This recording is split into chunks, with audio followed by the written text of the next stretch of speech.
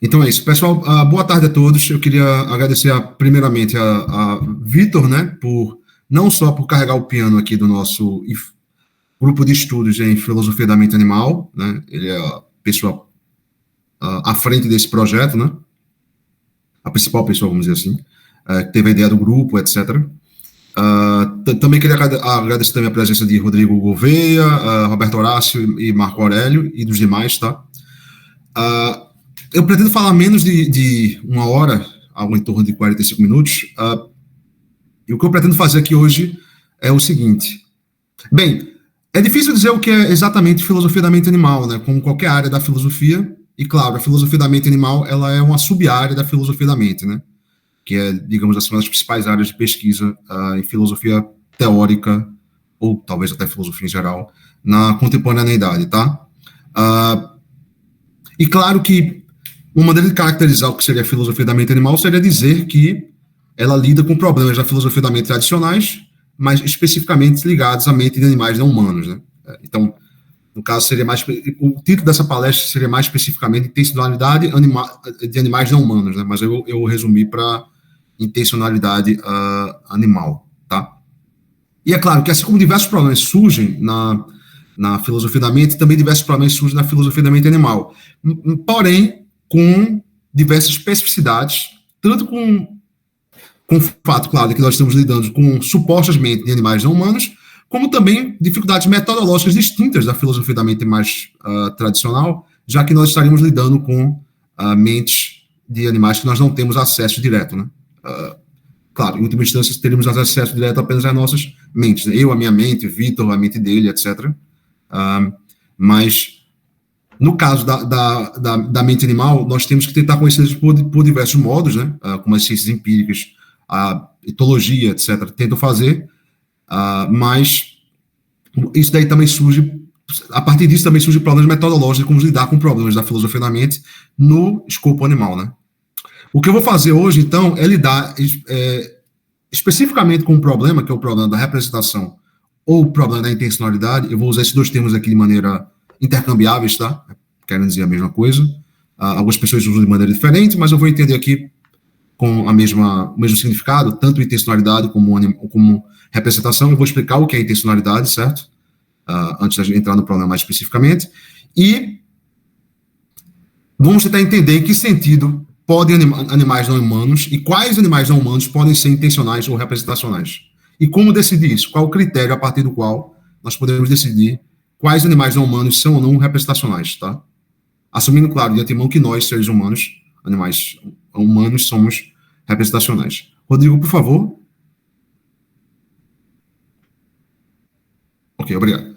Tá, então, antes de tudo, né, vamos introduzir o que é intencionalidade, tá? Bem, intencionalidade, ela geralmente é descrita com a capacidade de certos estados mentais de representarem outros estados, mentais ou não mentais. Né? Estados mentais representam o mundo de uma dada maneira. Então, pensa assim, a minha crença que o Recife, eu estou aqui no Recife, está ao norte do Rio de Janeiro, representa o Recife como ao norte do Rio de Janeiro. Minha crença é verdadeira, somente se isto for verdade. Né? Então, crenças seriam estados mentais representacionais, desejos seriam estados mentais representacionais, para muita gente, percepção seriam estados mentais, um estado perceptivo, né? Seriam estados mentais representacionais, e esperanças, seria ter a esperança de que não entre, não surja mais uma pandemia no mundo nos próximos anos, por exemplo. Isso representa um mundo, de uma dada maneira, a saber, um mundo sem pandemia nos próximos anos. Não é? Intenções também seriam estados mentais representacionais. Eu tenho a intenção de concluir essa palestra em 45 minutos. Então, ela representa um mundo de uma dada maneira, né? Como essa palestra terminando em 45 minutos. Certo? Intencionalidade não tem a ver, não deve ser identificada com intenção, tá? São termos diferentes.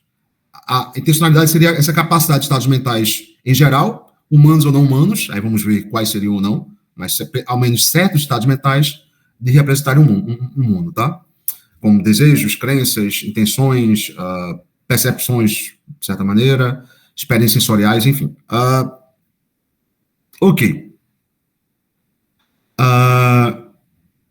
Só que quando você descreve essa capacidade mental, você surge o que a gente chama de problema da intencionalidade, que foi introduzido por um filósofo austríaco, alemão austríaco, né, chamado Brentano, né, que poderíamos resumir da seguinte maneira: o que é para um estado mental ser representacional e que consiste para ele representar o que quer que seja, né?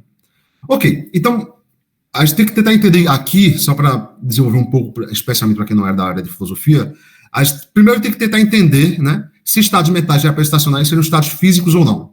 Seriam estados materiais, naturais, como queira chamar, ou seriam, talvez, estados de outra natureza, né? Talvez estados mentais sejam irredutíveis ou não possam ser identificados com estados físicos ou materiais, tá? Só que a ortodoxia na filosofia da mente contemporânea, a principal posição, vamos chamar assim, eu diria que a maioria, mas não é certamente todos, longe disso, né? Não. A filosofia se caracteriza, de certa maneira, por não haver teses estritamente consensuais, unânimes, como é mais fácil acontecer na física, por exemplo, na matemática, enfim. A tese mais comum hoje em dia entre os filósofos da mente seria o naturalismo intencional, né? Que, segundo o qual, essa seria uma tese que estados mentais são representacionais em termos puramente naturalistas, sem apelar para qualquer noção semântica ou não natural. O que é que, tecnicamente, isso aqui significa? É o seguinte: os filósofos naturalistas, eles tentam explicar o que é para um estado mental representar o que é que seja. Por exemplo, a minha representação de Recife como ao norte do Rio de Janeiro, tenta explicar o que é isso, sem apelar para qualquer noção não natural, né, como divindade, por exemplo, ou, não sei, objetos platônicos. Enfim, o que é a distinção entre natural e não natural não é tão simples, mas a gente pode deixar isso aqui do lado. E, mais importante, uma teoria naturalista, assim definida, ela tenta explicar o que é uma representação mental, o que é para um estado representar o que quer que seja, sem apelar para outras noções semânticas ou representacionais, né? Como se referir a, ser sobre, e por aí vai. Ou representar, etc. Né? Então, elas teriam como objetivo tentar reduzir, né, estados mentais representacionais a estados materiais, ou naturais, ou físicos, ou biológicos, não representacionais. Né? Então, de acordo com essas teorias, R representa A, o estado mental R representa o estado de coisas A, por exemplo, está ao norte de, né, em virtude da instanciação de uma dada propriedade natural. O objetivo central do naturalista intencional é de desenvolver uma redução naturalista de representações mentais. Redução naturalista sendo compreendida aqui como a tese que você consegue explicar. Você consegue reduzir um estado mental a um estado não mental. Desculpa.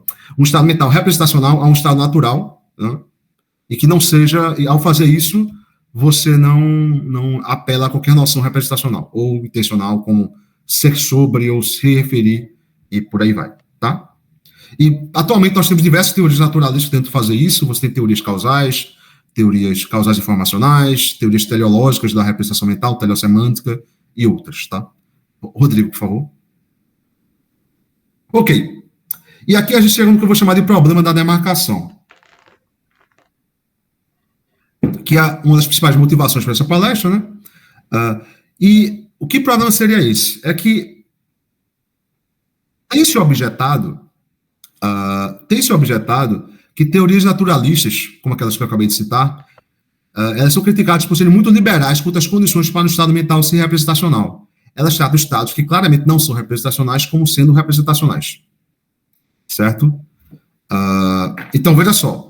Para lidar com esse problema da intencionalidade, para explicar o que é representação, você precisa, claro, dizer que estados são representacionais e que estados não são representacionais.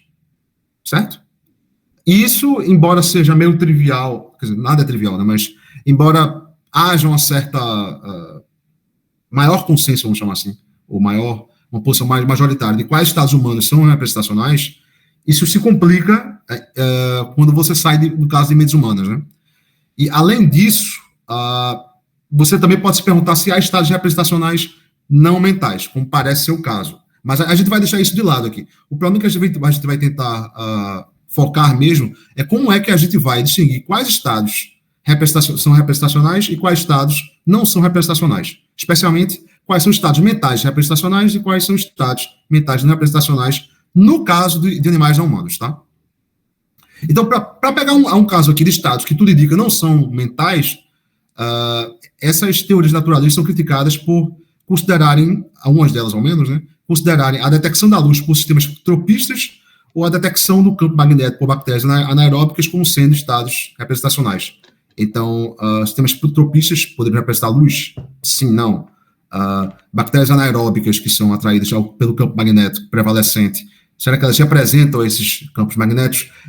Aparentemente é implausível de que isso seja o caso, né? Então, por conta disso, segundo Tyler Bird, Kinstern e outros, essas teorias naturalistas que consideram esses estados como representacionais seriam muito liberais, né? O que seriam muito liberais no caso? O que seria muito liberal no caso? Seria você considerar certos estados que são representacionais, considerar certos estados que não são representacionais como representacionais. Então, uma solução para esse problema da demarcação, ou seja, o problema de determinar quais estados são representacionais e quais estados não são representacionais, seria justamente você não ser liberal com relação a essas condições, a esse critério. E uma teoria seria muito liberal quando ela considera certos estados que não são representacionais como representacionais, tá? Então, se uma teoria, por exemplo, de acordo com essa objeção, considera sistemas tropistas como sistemas representacionais, ela estaria sendo muito liberal, porque assume-se sistemas tropistas não seriam organismos que fazem, né, tropismo, etc., unicelulares, etc., como ameba, enfim, não seriam genuinamente representacionais, tá? Ok, então, o que seria o problema da demarcação de maneira mais ampla, né? Seria o seguinte: quais são os limites da intencionalidade, ou seja, quais são os limites do reino dos estados representacionais, vamos chamar assim, ou do campo dos estados representacionais, né? Qual a fronteira última que distingue os casos limítrofes de estados não representacionais dos estados representacionais, né? Ou seja, que estados possuem o que eu vou chamar aqui de intencionalidade mínima. Então, o jogo aqui seria mais ou menos o seguinte: vê só, há vários estados que quase todo mundo concorda que são representacionais, crenças, desejos, intenções, etc, etc, etc. Uma imagem mental que eu posso ter na minha cabeça, por exemplo, de alguém jogando futebol, etc. Beleza. E aí, todos ou quase todos os filósofos concordariam que são representacionais, certo? Mas haveriam aqueles casos limítrofes, que não é exatamente claro quais seriam representacionais e quais não seriam representacionais. O que a gente precisa aqui é de condições mínimas, então, para a intencionalidade. Que condições seriam essas? Seriam condições que aqueles estados limítrofes entre representacionais e não representacionais satisfariam, e os estados que fossem satisfazer essas condições seriam genuinamente representacionais, tá? Então, à luz dessas condições mínimas, por exemplo, você poderia dizer que, olha, por conta disso, sistemas propícios não seriam representacionais, né? Esse seria o jogo. Agora, é preciso salientar aqui que diversos filósofos muito importantes consideram, por exemplo, bactérias anaeróbicas como genuinamente representacionais, tá? Sistemas representacionais, no caso. E aqui no exemplo aqui, com genuinamente representando a direção do campo magnético ou algo do gênero, né? Esse é o caso de Ruth Millikan, David Papnow e outros, tá? Mas não vai ser o que eu vou defender aqui, né? Claro. E aqui eu também vou assumir que os casos fronteiriços de estados representacionais, ou seja, aqueles casos em que não é claro se são representacionais ou se não são representacionais, são estados sensoriais, tá? Ou seja, estados representacionais primitivos são estados sensoriais. Eles iriam representar sensorialmente, né, algo no ambiente externo. Essa seria a forma de intencionalidade básica, vamos chamar assim, de representações primitivas, né? Representariam a presença de algo, ou de comida, ou de predador, ou da luz, ou enfim, tá? Ou de um parceiro para acasalamento, enfim. É isso, tá? Rodrigo, por favor. Eu trabalhei muito com esse problema e essa apresentação aqui é, de certa forma, uma aplicação desse caso aqui, especificamente para o caso de animais não intencionais, tá?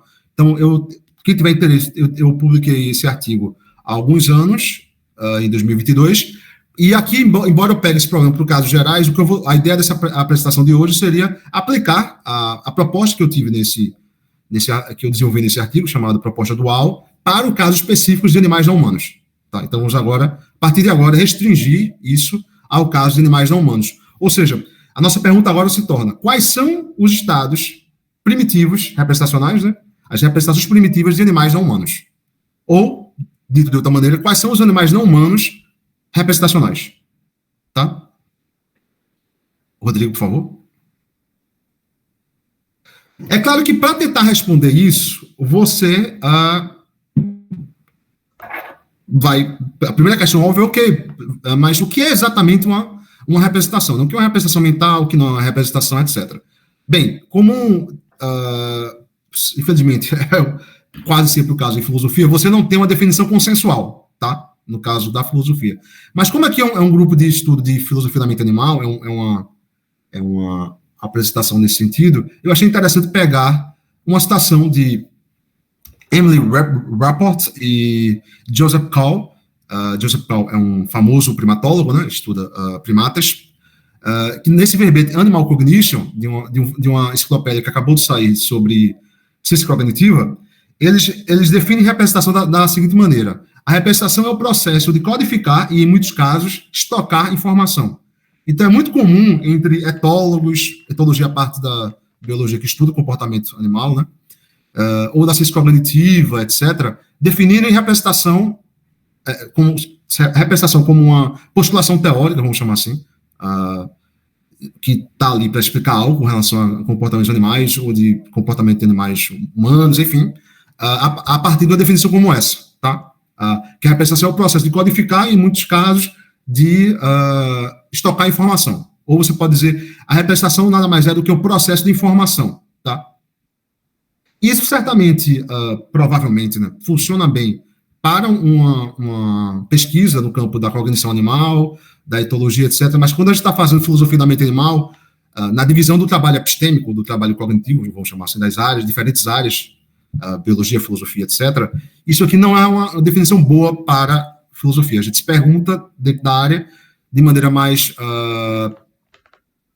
mais aprofundada, porque não seria correto dizer isso, mas nós nos preocupamos com problemas filosóficos relativos a uma definição como essa que geralmente não são lidados no campo da etologia, por exemplo. Embora você tenha hoje em dia vários etólogos, primatólogos, etc., que trabalham com problemas como representação animal de um ponto de vista filosófico, ou consciência animal de um ponto de vista filosófico, como é o caso, por exemplo, de Michael Tomasello, né? Mas então, por que isso aqui não é uma representação? Por que isso aqui não seria uma definição suficientemente boa? Primeiro, porque, claro, você vai ter que definir o que é informação, e a depender de como você define o que é informação, fica difícil explicar como é que representações poderiam ser falsas. Tá? Por exemplo, o filósofo chamado Dretske, ele define informação no seguinte sentido: se A carrega informação de B, então sempre que B é o caso, A é o caso. Sempre que B ocorre, A ocorre. Só que se isso é o caso, é uma definição muito estrita de informação, muito impopular até hoje em dia, sendo esse o caso, você não pode ter representações falsas. E, intuitivamente, parece que para poder haver representação de algo, essa representação poderia ser falsa. Não é que ela vai ser falsa, necessariamente. Ou que ela sempre vai ser falsa. Não. É que ela poderia, né? Há um slogan que captura essa intuição de que no representation without misrepresentation. Ou seja, não há representação se não há possibilidade da falsa representação, do erro representacional, enfim, como quiser chamar. Então, se você tem um estado sensorial, por exemplo, e que não é possível aquele estado sensorial errar representacionalmente, então aquilo não seria uma representação. Tá? E aí, só para concluir, os autores aqui, eles dizem: a representação permite aos animais fazer decisões para além da informação que eles atualmente percebem, né? Tais como ter expectativas quanto um resultado particular baseado na experiência prévia. Né? Então, como já tá mais ou menos claro aqui, os primatólogos, etólogos, pessoal da ciência cognitiva, etc., eles postulam representações em sistemas para tentar explicar o comportamento. Certo? Para tentar explicar o comportamento daquele sistema ou daquele organismo, enfim. Então, de alguma maneira, você tem um papel explicativo quando você postula representação para um determinado sistema, um determinado organismo. Então, pensa assim, se você tem passa, por favor, Rodrigo. Pronto, aqui eu peguei dois exemplos que a gente vai trabalhar aqui. Do lado esquerdo, né, são macacos vervet, né? primatas, portanto, que postula-se, né, os etólogos, etc., primatólogos, postulam que eles representam, por exemplo, comida, representam predadores e por aí vai. Tá? E ao postular isso, esses cientistas eles tentam, de alguma maneira, explicar o comportamento desses animais. Então, como eu estava dizendo, ao postular essa representação, você consegue ter maior poder explicativo quanto ao comportamento desses animais. Esse seria o objetivo, né? Claro que vai ter gente que discorda, etc., faz parte, mas geralmente esse é o caso, né? E do outro lado aqui você tem certos tipos de abelhas, né? Que também, como a gente vai ver, postula-se que elas representam, por exemplo, a direção do néctar, né? A fonte do néctar, etc. Tá? E aqui às vezes perguntar, peraí, nos parece mais plausível, mais intuitivo, quer que seja, que macacos vervet são representacionais. Mas será que esse é o caso com abelhas? Tá? É o que a gente vai tentar ver aqui. Rodrigo, por favor.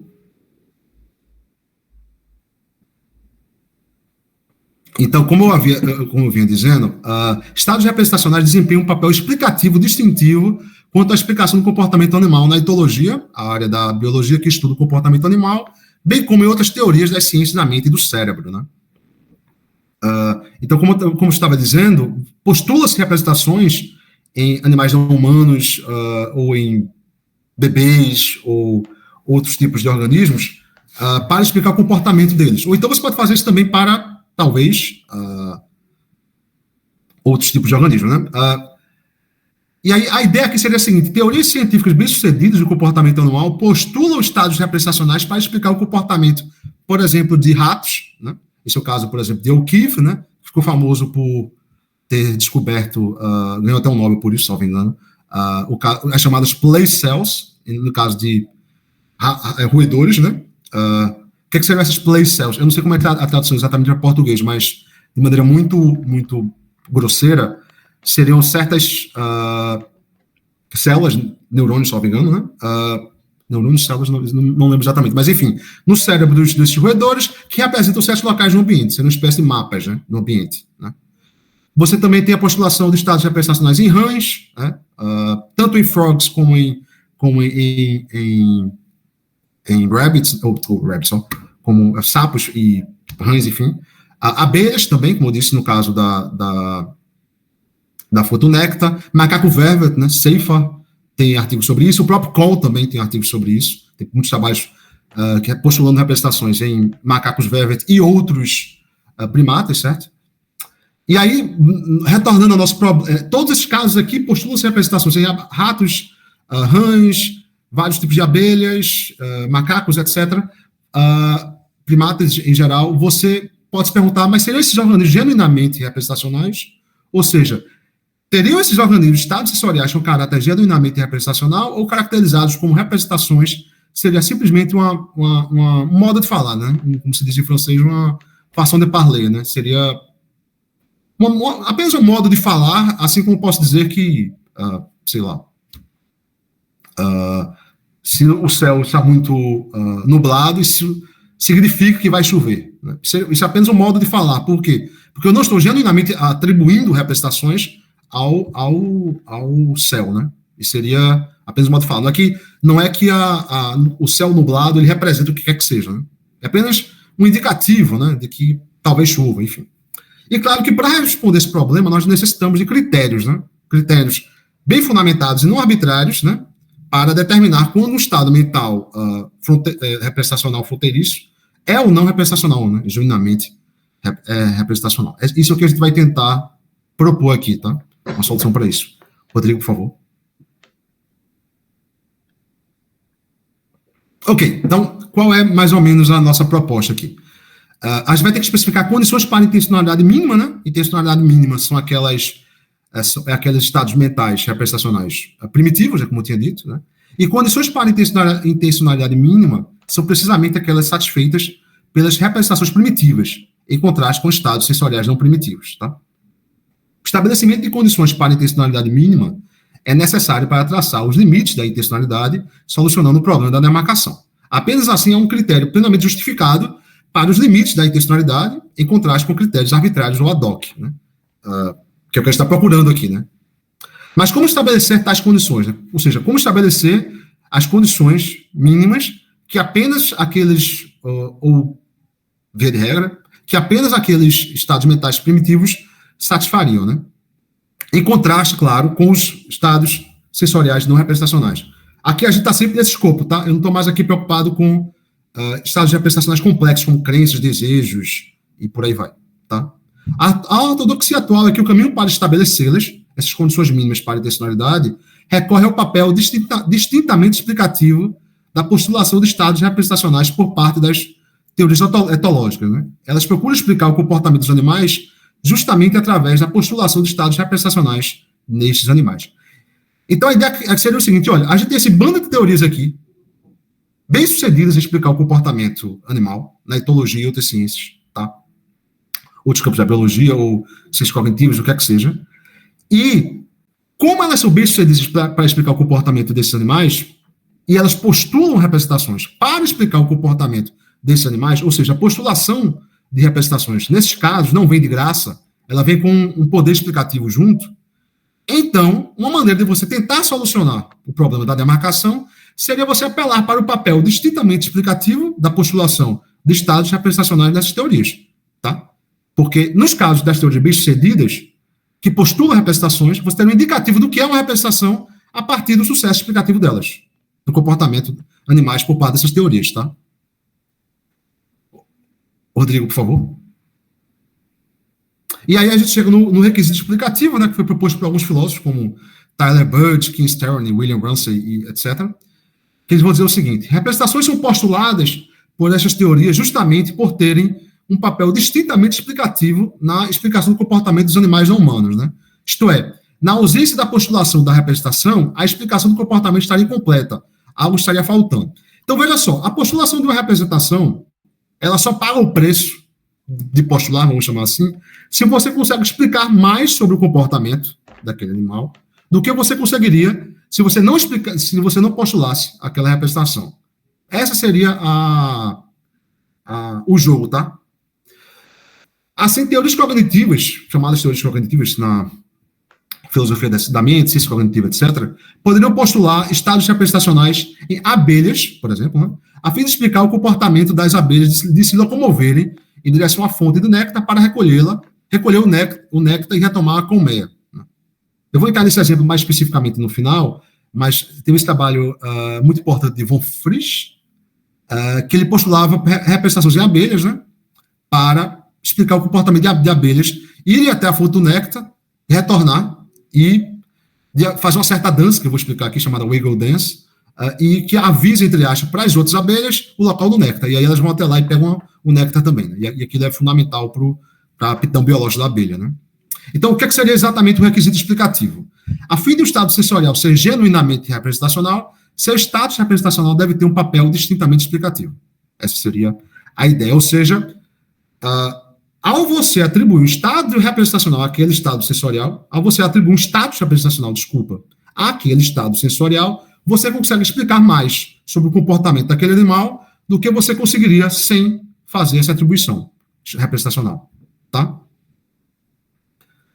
Então, por exemplo, você conseguiria explicar mais sobre o comportamento da abelha ou do macaco vervet, etc., se você atribui um status representacional aos estados sensoriais desses animais, né?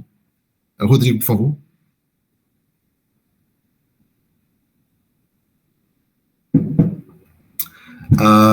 E aí, agora, explicitando de maneira mais clara a minha proposta, que aqui vai ser, claro, bem resumido, né?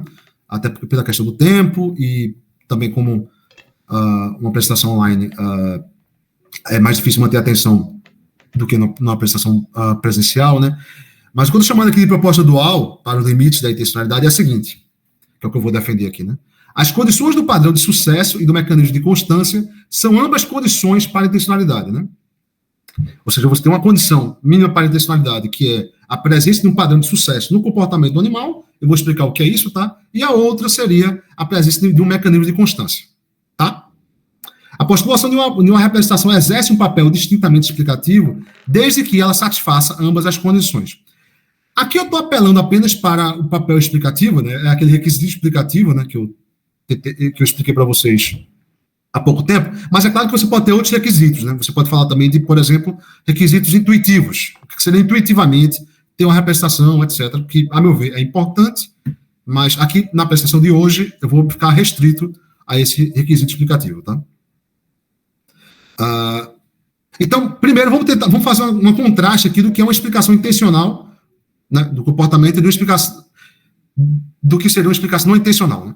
Então, suponha que um animal O tem um comportamento B em resposta à ocorrência de um estado interno S, que por sua vez é causado por uma condição externa C.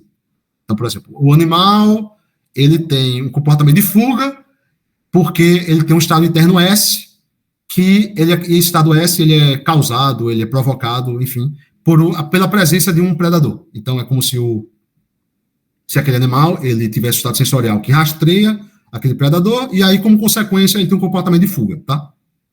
A explicação não intencional desse comportamento de fuga, comportamento B, né, consiste na especificação da cadeia causal que se inicia com a ocorrência de C e resulta em B. Suponha que ela é capaz de explicar todas as transações causais que ocorrem nessa cadeia. Então, no limite, numa explicação perfeita, você poderia dizer, por exemplo, que essa explicação, a partir dessa cadeia causal, ela explicaria, por exemplo, todas tudo que aconteceu no nível molecular, por exemplo, tá? Ou atômico, enfim.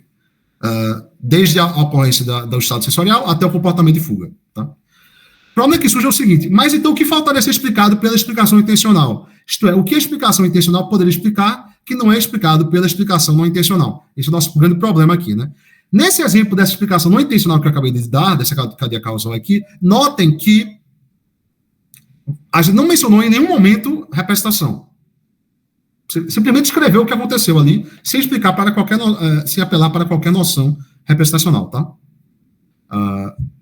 Então a pergunta que se torna é a seguinte, ok, mas se a gente adicionar uma atribuição de representação a esse estado interno, nessa explicação do comportamento de fuga do animal, qual seria o ganho explicativo? Tá? Vitor, por favor. Ou Rodrigo, por favor. E aí, como eu disse para vocês, eu vou apelar aqui para duas condições mínimas para a intencionalidade, né, de animais não humanos. Seria a condição do padrão de sucesso que eu vou explicar agora, e posteriormente a condição do mecanismo de constância. Tá? Explicações não intencionais de comportamento são explicações internas. Elas são verdadeiras quanto ao animal, independentemente do que ocorra no ambiente externo. Né? Contudo, explicações intencionais são explicações externas. Então, eu estou fazendo aqui uma distinção entre explicações externas e internas do comportamento. Né? Explicações intencionais seriam explicações externas, né? Que estabelecem um novo conjunto de relações entre o animal e o ambiente externo, na medida em que estabelecem relações entre as representações e as condições externas do ambiente. Aqui eu estou me restringindo nesse caso, tá? Primeiro, a explicação intencional especifica o resultado ou objetivo, etc., direcionado a uma certa condição externa que o animal persegue ou busca através da ocorrência da representação e do comportamento resultante. Né? Então, no caso lá do nosso exemplo do comportamento de fuga, o que está sendo buscado pelo organismo, o resultado que o organismo está perseguindo seria fugir do predador, né? Tá? E, dois, a explicação intencional especifica as condições de sucesso para que o comportamento resultante do animal possa atingir este resultado. Ou seja, aquele comportamento de fuga do animal que foi causado pela ocorrência do estado interno, supostamente representacional, só seria bem sucedido caso ele resulte na efetiva fuga do predador. Claro, você pode ter a ocorrência do estado interno, o organismo tenta fugir, mas mesmo assim é capturado pelo predador. Então, nesse caso, você teve um comportamento falho, né? Um comportamento sem sucesso, né? Então, o poder explicativo distintivo de explicações intencionais é a explicação do sucesso do comportamento resultante em atingir o resultado perseguido. Tá? Isso aqui já foi proposto por outros filósofos, mas eu acho que isso aqui não funciona. Ou melhor, isso daqui é uma explicação incompleta para você ter uma explicação genuinamente intencional do comportamento. Por quê, Rodrigo? Antes de eu explicar o porquê, né, ainda tem esse último slide aqui, só para deixar mais claro o que é esse padrão de sucesso. O padrão de sucesso de sistemas intencionais seria um comportamento apropriado B em perseguir o resultado R, fuga, por exemplo, é impelido pela representação S, que representa a condição externa C. Quando S é verdadeira, quando C é o caso, B é bem sucedido em levar ao resultado R. Tá? Então, a ideia aqui seria algo que já vem de uma certa tradição semântica do século XX, começando com no século XX, enfim, que a verdade leva ao sucesso. Né? Exemplo, a busca de um animal por alimento. Quando a ideia seria o seguinte, olha, quando o animal representa verdadeiramente a presença do alimento e você tem um comportamento resultante eficaz, etc., ele consegue capturar o animal, o alimento. Ou quando o animal ele representa de maneira verdadeira a presença do predador e gera um comportamento eficiente, bem-sucedido, ele consegue fugir do predador. Só que se aquela representação for falsa, ele vai estar fugindo de algo que não é um predador. E aí o comportamento não é bem-sucedido. Assim como se o animal representa a presença de alimento, mas não há alimento lá, quando ele tiver o comportamento de buscar aquele alimento, o comportamento também não vai ser bem-sucedido em adquirir nutrientes para o organismo. Então a ideia é nesse sentido que a verdade representacional leva ao sucesso comportamental. Tá? E aí, explicitando o que é a condição do padrão de sucesso, nós teremos o padrão de sucesso está presente no comportamento resultante, né? Ou seja, daquele comportamento tem que haver um padrão de sucesso. Padrão de sucesso aqui podendo ser, claro, tanto sucesso como insucesso, né? E para isso você tem que ter um objetivo, um resultado que aquele organismo almeja com aquele comportamento, e o comportamento vai ser bem sucedido quando esse resultado é de fato alcançado, e mal sucedido quando esse resultado buscado não é alcançado, tá? E B, o organismo usa o estado sensorial para rastrear a condição externa na produção do comportamento, a fim de alcançar o resultado buscado, tá? Então, veja só, não basta haver padrão de sucesso, tem que haver o uso por parte do organismo, ou de um mecanismo do organismo, daquele estado representacional daquele estado interno, sensorial, enfim, para alcançar aquele objetivo, né? E esse uso consiste em rastrear a condição externa na produção do comportamento, a fim de alcançar o resultado relevante. Então, pensa assim, se basta apenas sucesso biológico, aqui eu estou falando mais de sucesso biológico mesmo, como vocês estão percebendo, se bastar sucesso biológico, qualquer organismo, qualquer mecanismo, qualquer traço biológico que tivesse algum objetivo, por exemplo, em termos evolutivos, seria representacional. Mas isso não basta, tá? Por isso que tem essa condição B, que o organismo precisa usar aquele estado sensorial para rastrear a condição externa na produção do comportamento, né? A fim de alcançar o resultado relevante. Por conta disso, por exemplo, a produção de saliva não é representacional. Tá? A produção de certos hormônios do corpo também não é representacional. Ao contrário da representação, por exemplo, de um alimento pelo animal, que leva ao comportamento de busca daquele alimento para nutrição. Tá? Nesse caso, da busca do alimento, o estado interno, ele rastreia onde há alimento e onde não há. Tá? E aí você teria uma relação externa, né, com o ambiente. Beleza. Rodrigo, por favor. Beleza. Só que, por que muita gente acha que essa explicação do padrão de sucesso, essa condição do padrão de sucesso, ela não é suficiente para explicar, para estabelecer as condições mínimas para a intencionalidade, né? A objeção seria a seguinte: a condição do padrão de sucesso é muito liberal, ou seja, ela iria incluir estados não representacionais como representacionais, né? Pois há sistemas sensoriais que os satisfaz, mas que claramente não são intencionais. Há padrões de sucesso em artefatos e sistemas biológicos muito primitivos, no seu caso, planária, bactéria, que possuem um comportamento com padrão de sucesso e usam o estado para rastrear a condição externa. Então, a bactéria, nesse caso, seria representacional, se a gente ficar só com a condição do padrão de sucesso. Por quê? Porque os magnetosomes da bactéria anaeróbica, eles rastreiam a direção do campo magnético, né? No oceano, por exemplo, né? E há ali, obviamente, um objetivo biológico, né? Por quê? Porque quando as bactérias estão na superfície marítima, elas morrem porque são ambientes ricos em oxigênio. Quando elas são atraídas para o fundo do mar, elas vão para o ambiente mais pobre de oxigênio e aí sobrevivem. Ou seja, você tem um objetivo claramente biológico aí de aptidão, né? Biológica, né? Só que claramente, diz a objeção, bactérias anaeróbicas não são sistemas representacionais. Aquele estado de atração para com a direção da fonte magnética, do campo magnético, não é um estado genuinamente representacional, né? De fato, há estudos que mostram que Se a bactéria tiver morrido, ela continua sendo atraída, porque elas têm esses ímãs internos, né? Então, há padrões de sucesso em artefatos de sistemas biológicos muito primitivos, também é o caso de Paramecium, etc., que possuem um comportamento com padrão de sucesso e usam o estado para rastrear a condição externa. A bactéria claramente rastreia a condição externa da direção do campo magnético, porque, também há estudos mostrando isso, se você coloca um ímã perto dela, ela é atraída. Tá? No caso, enfim. Note que seus comportamentos são completamente explicados pela explicação não intencional que especifica a cadeia causal relevante e postula que o estado sensorial tem um propósito biológico de atingir aquele resultado. Qual a lição que a gente tira disso? A satisfação da condição do padrão de sucesso não é suficiente para haver explicações intencionais. Há padrões de sucesso intencionais e não intencionais. Agora, eu vou apelar para uma segunda condição para intencionalidade mínima, a fim de justamente distinguir padrões de sucesso intencionais e padrões não intencionais. Padrões de sucesso não intencionais. Rodrigo, por favor. E é justamente isso que diz a condição do mecanismo de constância, tá? O que é que diz essa condição?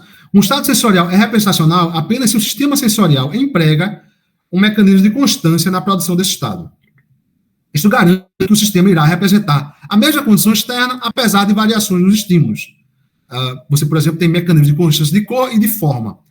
Então, a ideia aqui seria a seguinte, olha, você tem uma multiplicidade de estímulos intermediários entre a ocorrência da condição externa representada e a ocorrência do estado interno representacional. E, apesar dessa variação de estímulos intermediários, ainda assim, você tem a ocorrência dupla, né? Você pode ter, né? Nos casos de representação bem-sucedida, né? Verdadeira, por exemplo.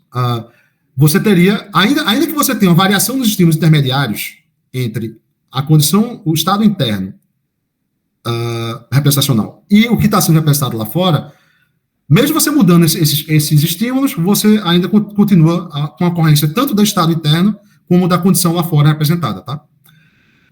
Só que esse não é o caso de bactérias anaeróbicas. Por quê? Porque o comportamento da bactéria anaeróbica, ela é completamente preso ao campo magnético. Então, se você tira o campo magnético e coloca outro estímulo intermediário, você não tem mais a ocorrência daquele estado interno, tá? Então, se assumir essa condição, os sistemas tropistas não são intencionais, né? Eles não empregam mecanismos de constância na produção de seus estados sensoriais.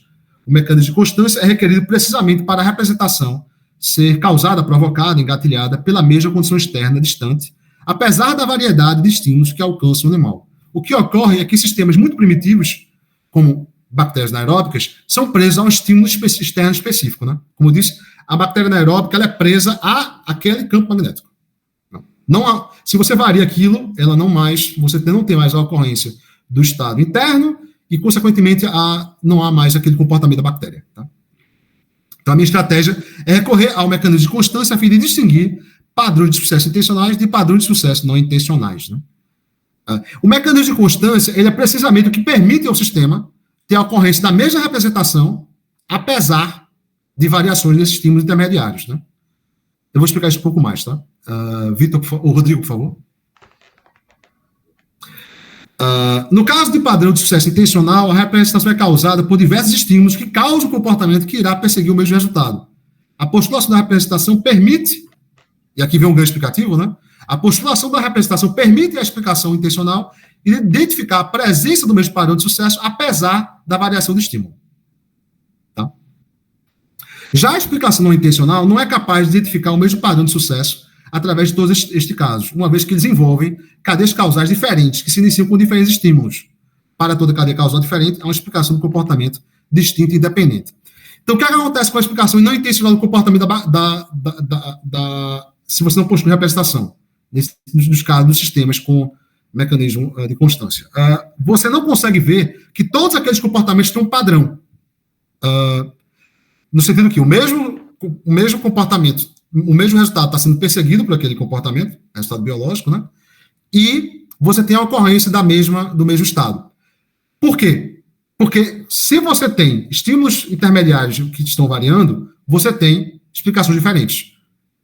Qual seria, então, o papel um dos papéis da explicação intencional? É que ela seria capaz de unificar todas essas explicações causais de estímulos intermediários diferentes numa mesma explicação intencional. Ou seja, numa mesma explicação que apela à representação para explicar o comportamento do organismo. Tá?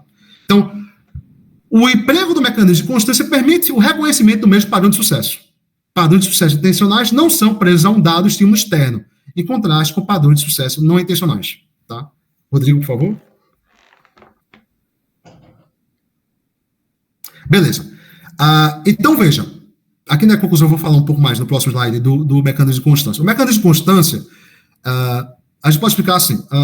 Um exemplo clássico seria o seguinte. Você consegue, no nosso caso humano mesmo, tá? E aí extrapolaria para animais não humanos. Você consegue representar um copo como sendo branco, ainda que você varie a luz do ambiente. Ou, acho que mostrando isso também, psicologia perceptual, etc. Ou se você tem uma parte sombreada do copo. Apesar da luz chegando na sua retina ser muito diferente nesses casos, quando há sombra e quando não há sombra no copo, a gente representa aquele copo como sendo branco.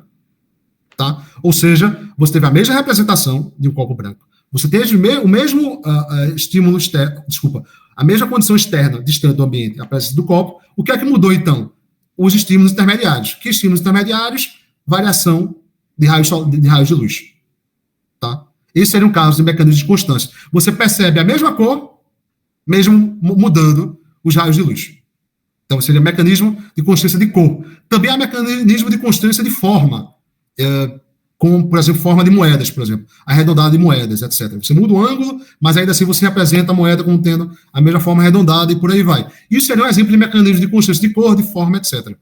E você tem vários estudos empíricos mostrando que tudo indica, que com evidência robusta, etc., que certos animais não humanos empregam mecanismo de constância. Tá? E esse vai ser o caso que eu vou explicar aqui agora, no último slide, no caso das abelhas, tá? Quando dançam um tipo de dança específica para representar a fonte do néctar. Tá? Eu vou explicar isso com mais detalhe. Volta só um pouquinho, Rodrigo, só para concluir a conclusão. Então, antes de entrar no caso da abelha, que eu termino, a identificação do mesmo padrão de sucesso permite a explicação intencional ter 3 poderes explicativos. Eu não vou entrar aqui porque aí vai ficar mais complexo e mais tempo. Mas você consegue generalizar melhor o comportamento dos animais, tá? O que ocorreria em casos gerais, tem seu poder de generalização do comportamento animal. Você teria também um poder explicativo de predição, o que irá acontecer, né? E também você tem um poder explicativo contrafactual, o que ocorreria em situações contrafactuais, né? Que poderiam acontecer, mas não aconteceram. Né? Mas não acontece, enfim. E segue-se da proposta dual que animais não humanos, como abelhas, macacos, vermes, rãs e outros animais, têm estados genuinamente representacionais, né? Em contraste com bactérias anaeróbicas, né? Que foi o meu contraste aqui. Né? Tá? É claro que isso aqui não é um limite para a intencionalidade estrito, né? Porque você pode, por exemplo, ter casos vagos se aquele organismo emprega ou não mecanismos de constância. Mas eu acho que ele é suficientemente robusto para lidar com o problema da demarcação. Tá? Aí eu coloquei aqui um caso de roedores e de rãs, sapos, etc. Vitor, por favor. Rodrigo, por favor. Beleza. Aqui, a dança que eu estava... Aqui eu vou aplicar isso para o caso da abelha. Por que a abelha, as abelhas são sistemas representacionais, né? Eu vou ficar aqui no caso da chamada Wiggle Dance, né?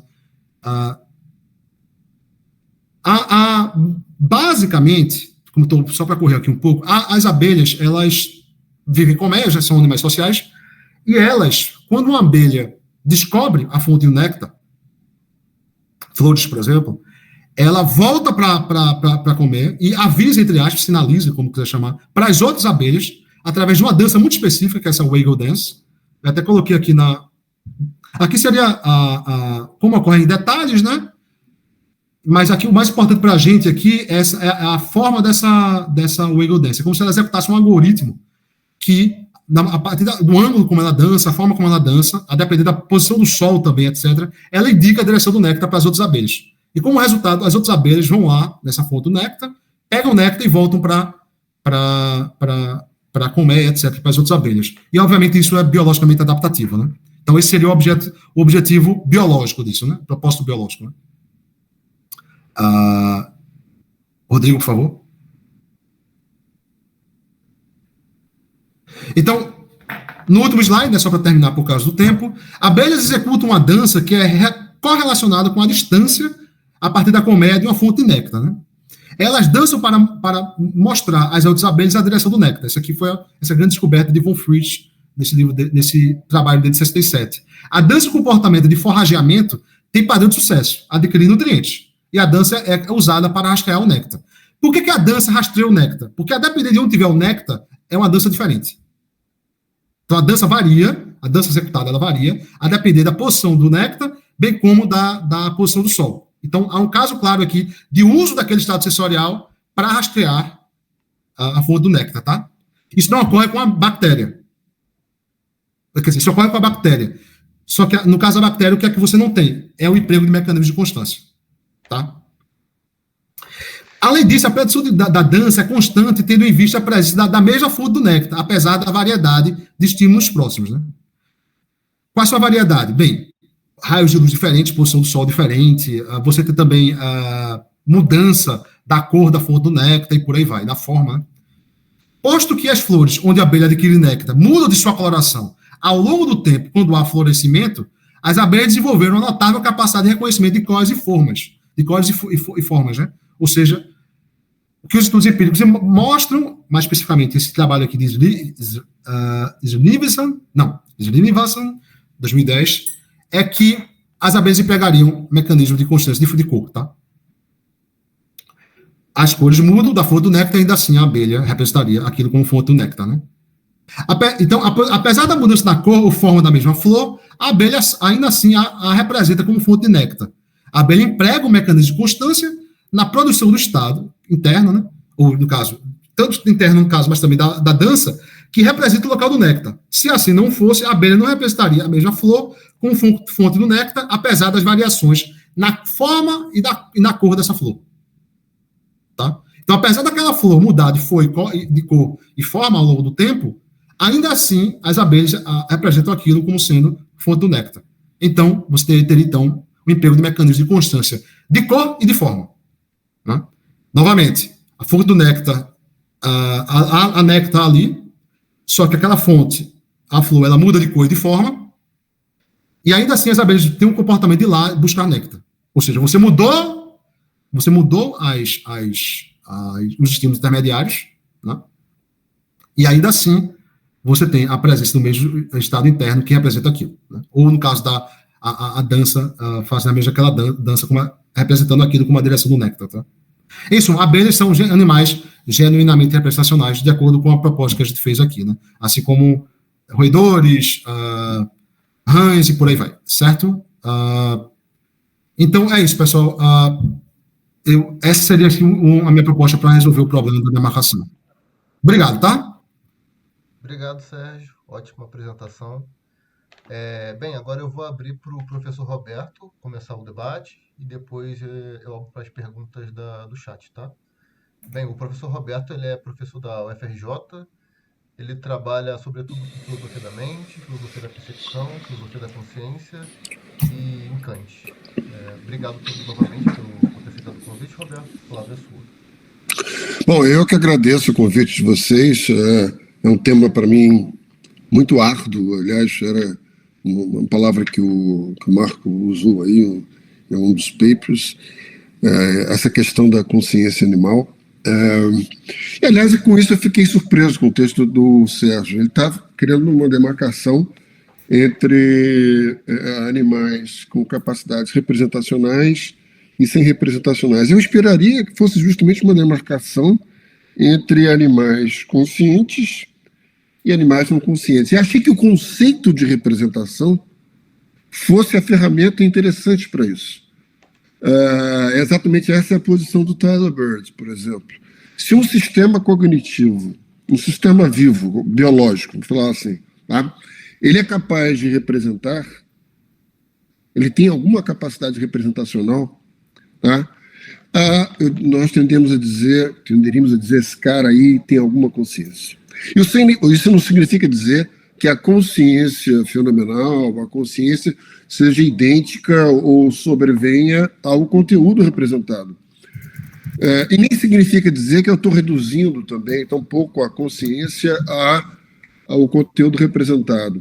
E nem estou dizendo que todos os estados do animal mentais sejam estados representacionais, mas seria um indicativo, na minha opinião, interessante, dados vários critérios que a gente já viu, arbitrário ele é, mas é relativamente interessante, e exatamente cobre muito bem a tua distinção, porque, veja bem, como se diz, abelhas representam.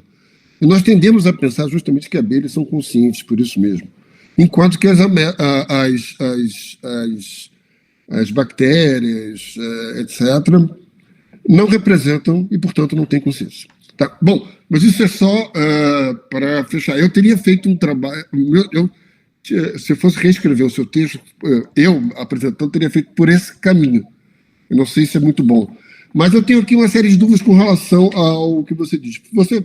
Primeira pergunta, para você, todos os fatos mentais são fatos representacionais, são a tese de Dretske.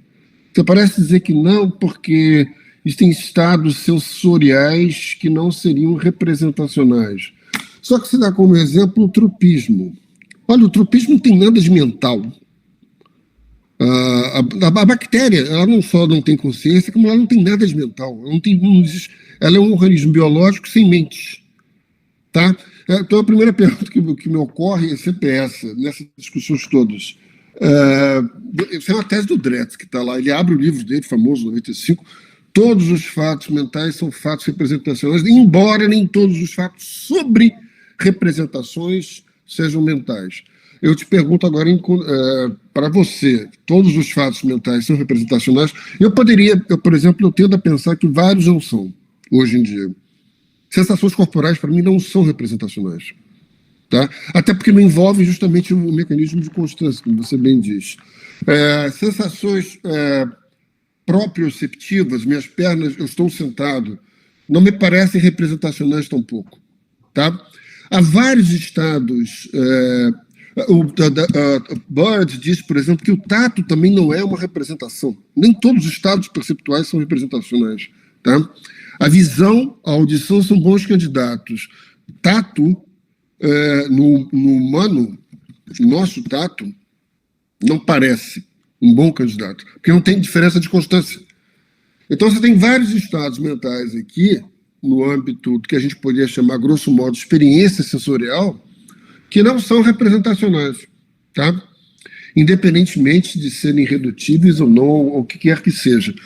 E o tropismo que você já tinha alegado, eu diria, isso cai fora, porque o tropismo é um mecanismo onde justamente não há mente. Tá? Uma segunda pergunta que eu tenho... Alberto, com relação... Oi. Eu posso responder cada pergunta? Tá bom. Porque eu acho que fica mais claro para quem está ouvindo também para mim, tá? Bem, pelo menos aqui já teve duas, né? O primeiro foi uma questão de estratégia. O porquê que eu não entrei com consciência? Bem, porque eu não queria mais problema na minha vida. Esse é um problema de Marco hoje, né? Não meu. Mas, claro, assim, é claro que seria um indicativo de um Estado ter consciência, ou de um organismo ter consciência, se ele tem capacidade representacional, né? Se aquele Estado é representacional, ou se aquilo é um organismo... Você acha essa teoria boa? Você acha essa teoria boa? Então, mas veja, uma coisa é ser indicativo.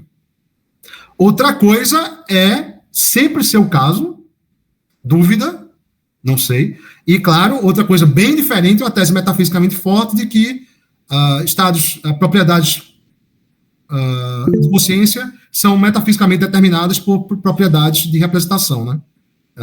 Enfim, aqui para quem não é de filosofia, aqui a gente está com uma terminologia bem carregada de filosofia, mas só para quem é da área sabe que não é exatamente a mesma coisa. Mas eu não, retornando especificamente à primeira pergunta, eu não entrei aqui na questão da consciência, primeiro porque eu não tenho de fato posição formada, e eu espero que essa proposta aqui ela seja neutra com relação à consciência. Tá? Porque o que está acontecendo aqui é o seguinte, a gente tem pelo menos 3 conceitos que são muito complexos, que ninguém sabe direito o que é, no fim das contas, que são o seguinte, o que é a mente, o que é uma representação mental e o que é uma consciência. E claro, você pode se perguntar também se há representações não mentais, né? O que talvez seja o caso, né? Certamente é o caso sei lá, se eu vejo uma placa na rua que diz proibido virar à direita, aquilo seria uma representação. Mas aí o pessoal vai dizer que aquilo não tem intencionalidade original, para usar uma distinção de Searle. Mas vamos deixar isso de lado. Será que você não pode ter organismos sem mente, mas com representação? Há quem acha que sim. Tem gente que vai dizer que bactérias representam, mas não tem mente ali. Aí, de novo, você fica num jogo do que é exatamente representação, do que é exatamente mente e o que é exatamente consciência. No artigo que eu adaptei aqui, que eu desenvolvi um pouco, para aplicar o caso dos animais não humanos, o artigo é mais geral, claro, né? Eu falo também de representações básicas em humanos, etc., no artigo. Aqui eu já estou pressupondo, como eu fiquei só no caso de mentes animais não humanas, eu estava pressupondo que aquilo seria representação mental. Mas como eu fiz o contraste com tropícios, ou com bactérias anaeróbicas, mais especificamente, você pode dizer que bactérias anaeróbicas não são mente, não tem mente ali. E é plausível que de fato não tenha, né? Tem uma plausibilidade, mas eu não quero me comprometer com isso. Por quê? Porque se eu quisesse me comprometer, eu teria que apelar para algum critério clássico, ou então inventar um, da minha cabeça, que é muito difícil, né? do que separaria mente de não mente. Então, por exemplo, Brentano, que eu citei no início da palestra, ele vai dizer que a intencionalidade é a marca do mental. Ou seja, que a gente distingue o que é mental do que não é mental, vendo se tem intencionalidade ou não. Só que, como o Roberto falou nos próprios exemplos dele, essa é uma tese hoje em dia não muito popular, vamos chamar assim. Embora muita gente ainda a defenda, né? Porque parece que você pode ter estados mentais ou criaturas com mente, etc., que não representam.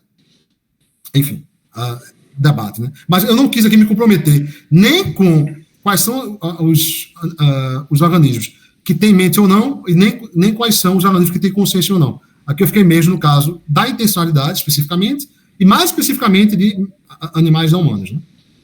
Tive que adaptar, vamos dizer assim, o artigo para essa apresentação aqui, né? Certo? Bem, a segunda pergunta, que é um desdobramento dessa, né? Todos os fatos mentais são representacionais?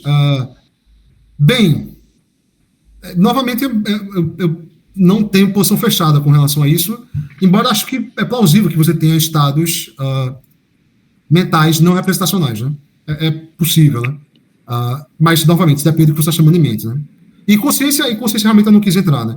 Consciência, embora você possa dizer, só para fechar, que capacidade representacional é uma evidência, um indicativo de consciência, uma coisa é ser um indicativo, né? Outra coisa é todos os organismos com capacidade representacional sejam conscientes. Aí é uma tese muito mais forte, né? Ou necessariamente conscientes, que é uma tese ainda mais forte, né, do que meramente dizer que há uma coextensão, etc. Obrigado, Roberto. Bom, eu teria mais uma pergunta, ou como é que a gente segue aqui, o Dito? Então, você pode fazer mais uma, se for mais breve, e aí a gente já entra no chat. O Sérgio faz aí, estabelece duas condições para a representação. Num programa naturalista, essa é a ideia dele desde o princípio, né? A primeira é condições de sucesso, e ele vem com esse lema tradicional de que a verdade leva ao sucesso, as condições de verdade, condições de acurácia, condições de... Bom, uma primeira objeção que se coloca isso é claramente, que muitos já falaram, inclusive o próprio Papineau já tentou responder isso, é que muitas vezes o fracasso é adaptativo. Enquanto o macaco, justamente um desses, berra, não é verdade? Na maior parte das vezes não tem nenhuma ave de rapina para caçar. E, no entanto, todo mundo sai correndo. É um gasto energético desgraçado, mas o sucesso não é o mais importante. Quer dizer, a verdade como sucesso não é o mais importante nesse caso. Isso também é citado por Bird, várias pessoas. E a minha outra questão, quer dizer, está colada a essa, é a seguinte: quando você introduz a noção de constância perceptual, você já não está abandonando o naturalismo? Olha, veja bem, isso é interessante. A noção de constância perceptual é própria da psicologia cognitiva, não da biologia e da física. As teorias naturalistas da representação, teleológicas, com variação teleológicas com variação de forma, elas querem reduzir a noção de representação, tá, a estados físicos e biológicos. Tá? Mas, quando você fala de mecanismos de constância, a minha pergunta, eu realmente pergunto, porque eu também E isso é naturalizável no segundo padrão de Dretske, de Papineau, de Millikan, etc., ou não? O Dretske fala isso muito livremente, mas o Burt vai dizer que claro que não. Isso se você falar de um naturalismo no sentido amplo, eu coloquei a noção de representação no mundo, etc., tá? Nesse sentido, a própria ciência cognitiva ela é parte de um programa naturalista. Mas eu não tenho dúvidas que haja naturalização da noção de constância. Aí eu me pergunto se não é congruência aqui no seu texto. Essa é a minha última pergunta. Certo. Obrigado. Antes de você começar a resposta, eu só vou fechar aqui a sessão de perguntas, que a gente já tem bastante gente querendo falar. E aí, caso alguém queira fazer uma nova pergunta para o Sérgio, eu vou passar para o final, se sobrar tempo, tá? Só para a gente não comer o horário do Marco também. Tá. Roberto, obrigado pela pergunta, pelas perguntas, né? Eu vou começar pela última, tá? Olha, eu usei mecanismo de constância aqui como um termo amplo, né? O meu emprego aqui de mecanismo de constância foi mais aberto, né? Foi basicamente há mecanismo de constância quando a mesma representação, a mesma estado interno ocorre, há uma covariação dele com um certo estado externo distante, mesmo havendo estímulos intermediários variando, né? Foi isso. Só que claro que isso não é isso é meramente uma introdução ao que é um mecanismo de constância, né? Tem que ser muito mais específico, né? Tem um artigo muito bom de Peter Schultz sobre mecanismo de constância, que ele vai na literatura empírica pesada, especialmente na ciência cognitiva, e tenta mostrar variações do que é um mecanismo de constância. Eu resolvi adotar uma coisa mais aberta, porque eu não queria me comprometer com essa ou aquela concepção do que é mecanismo de constância, tá? Eu posso te mandar depois. Mas vai entrar em detalhes bem específicos que eu nem preparei hoje, né? Terminando de responder a pergunta, e seria naturalista? Olha, claro, primeiro perguntar o que é naturalista, né? Se você entender naturalista como aquilo que é apelado pelas ciências naturais, sim, seria, nesse sentido. Bud, ele é um naturalista, mas ele é um naturalista diferente do que a gente viu aqui, né?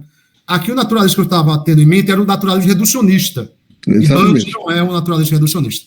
Só para explicar para o pessoal, Bud, esse grande filósofo Tyler Bud, que eu citei algumas vezes, e é um dos grandes nomes desse debate aqui, ele vai dizer que representações são estados naturais, fazem parte do mundo causal, são usadas pelas ciências naturais, postuladas pelas ciências naturais, como na ciência cognitiva, na visual science, que é o exemplo favorito dele, etc., mas não são redutíveis a estados biológicos, por exemplo, ou outros estados físicos, ou seja, são estados naturais primitivos, né? Esse pessoal das teorias naturalistas que eu chamei aqui são teorias naturalistas reducionistas, ou seja, eles discordam de Bud. Aí tem um debate entre um naturalismo primitivista e um naturalismo reducionista, né? Mas, enfim, não é exatamente o nosso debate aqui hoje, né? Eu já trabalhei com isso, mas é outro artigo. E com relação à primeira pergunta, Roberto, respondendo mais rápido, a verdade sempre leva ao sucesso? Não. É porque isso tem que ser destrinchado. Por exemplo, eu posso ter um exemplo óbvio de que a verdade nem sempre leva ao sucesso, é o seguinte: eu posso ter uma representação verdadeira, de fato, por exemplo, a comida ali, ou animal, o que é que seja. Mas para chegar ao sucesso biológico, você vai ter que ter, óbvio, um comportamento eficiente de adquirir aquela nutriente, né? Além disso, parece haver casos em que a função, o comportamento é adaptativo, leva à aptidão biológica, em virtude de aquele estado representacional não exercer a sua função biológica, né?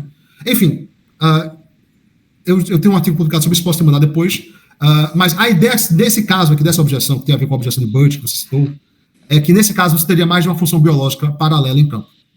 Então, uma coisa seria a função de rastrear o objeto, eu estou chamando de função de rastreação aqui, né? A outra seria outro tipo de função biológica que leva processo adaptativo em outro aspecto. Isso não é tão problemático porque na natureza você tem vários traços biológicos com funções biológicas paralelas. E uma pode ser exercida e a outra não, né? Essa seria um esboço de resposta, mas para explicar isso aqui seria outra apresentação. Mas várias pessoas fazem essa objeção, né? Bud já fez, Peacock já fez, etc. Aí você que vê caso a caso, quais são os contra-exemplos para tentar refutar, né? Minha posição é que eu não acho que demonstra que você possa ter, no caso de função de rastreamento, aptidão biológica sem verdade, né? Ou sem satisfação de representação. Mas isso é outro debate. Isso aqui é só um esboço de como responda, né? Obrigado, Roberto. Nada. Obrigado, Roberto, pelas perguntas. Agora eu vou começar pela ordem de chamada, né? Foi a Bárbara, que foi a primeira pessoa. Pode fazer essa pergunta. Obrigado. Boa tarde, pessoal. Obrigada, Sérgio. Muito legal sua fala. Apesar de eu discordar um pouquinho, esses externalistas estão aqui. Bom, eu sou doutoranda aqui na Unesp, né, na área de Filosofia da Informação, da Consciência, trabalhando com a professora Maria Eunice. E me veio à cabeça aqui, fazendo um recorte, né, primeiro da conduta, vamos falar só da ação, né, pensando na perspectiva, por exemplo, da abordagem ecológica do Gibson, no qual a gente pensa na ação dos animais não humanos, e aí a gente não precisaria fazer uma separação, vamos supor, bactérias anaeróbicas e animais, né, no geral. É uma abordagem não antropocêntrica, na qual os organismos, eles captam affordances do ambiente, ou seja, informações disposicionais daquele ambiente. Então, a relação entre organismo e ambiente forneceria essa ação, sem nenhum aparato interno, enfim, representações e coisas que tais. Eu fiquei pensando se você levou em consideração isso, pelo menos nesse recorte da ação, dessa percepção-ação, pelo menos para evitar mais um problema aí que você tenha que resolver com representações. Então, se você levou isso em consideração, porque me parece muito interessante quando Gibson diz que, no exemplo da fuga do animal, né, você tem um tronco de árvore e o animal, ele entra para esconder de um predador, e talvez não seja um predador, talvez seja outra coisa e que ele ache que é um predador, mas nessa relação percepção-ação direta, que o Gibson vai chamar, não há nenhum tipo de inferência, justamente porque há uma coevolução organismo e ambiente, na qual, naquele nicho, determinado barulho e tal, vai fazer com que ele se esconda. Ao mesmo tempo, para mim, como humana, se eu estou passando num parque e vejo esse tronco, eu também tenho ali uma informação disposicional de sentar, uma affordance sentável, para o animal é escondível. Então, eu queria saber se, pelo menos na parte da ação, você considerou um pouco essas teorias externalistas. Obrigada. Oi, Bárbara, obrigado pela pergunta, tá? Veja, a palavra externismo ela é confusa com sempre filosofia, né?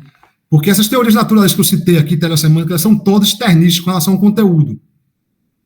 Ou externalista, né? Eu prefiro a tradução externista, porque não tem externo em português, mas enfim. Ou externalista ou externista, né? Por que elas são externistas com relação ao conteúdo?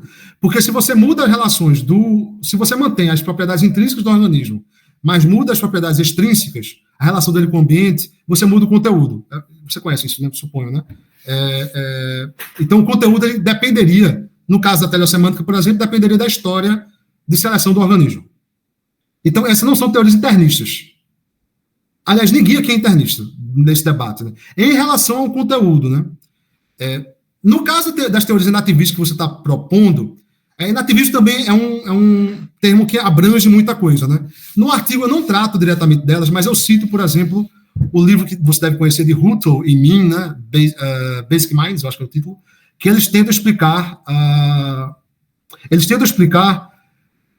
cognição e comportamento animal e biológico, de maneira mais geral, não é só animal, enfim, sem apelar para a representação. Esse é o projeto nativista, explicar cognição sem apelar para a representação, ao menos em certos níveis de cognição, né? É claro que, no caso da abelha, por exemplo, aqui que eu defino que a abelha é representacional, é claro que, nesse caso, seria uma mente básica com representação. E aí é claro que os nativistas vão discordar. Mas eu não acho que a gente esteja tão distante assim. Pelo seguinte, eu acho que, no caso dos nativistas também, em geral, Min, Hutto e outros, eles apelam também para um critério explicativo para determinar quando há ou não representação. No caso de Hutto e Min, eles acham que você consegue explicar a cognição, comportamento, etc., desses animais aqui, já que está em animais não humanos, sem apelar para a representação. E para vários deles eu concordo, porque nem todos os animais empregam mecanismo de constância. Então, nesse caso, por exemplo, a gente está no mesmo time. Só que eles vão discordar, né, claro, de que o mecanismo de constância daria esse ganho explicativo para eles, né? suficiente para chamar de representação. E é claro que, nesse caso, eles poderiam dizer o seguinte, olha, eles poderiam virar a mesa contra mim, né? Que é o que eu fiz contra Papin, Millikan e outros. Eu disse, olha, o padrão de sucesso apenas não explica a representação. Então, Papin, Millikan e outros estão errados. E agora eu vou ver qual é a proposta certa, claro. Mas eles, Hutton e Mills e nativistas poderiam virar a mesa contra mim e dizer, olha, mesmo com o padrão de sucesso biológico e mesmo com o mecanismo de constância, ainda assim você não tem representação. É uma objeção óbvia para a minha proposta, né? E aí, claro, que vai ter que apelar para o que a gente está chamando de representação. Porque todo esse jogo aqui a gente está apelando para a representação, né? Aqui eu fiquei restrito ao uso explicativo, mas quase ninguém fica, né? Assim, é o principal critério, mas você pode também apelar para critérios intuitivos, né? Que critério intuitivo seria esse? Eu citei um deles só passando no início, seria o caso da no representation without misrepresentation, né?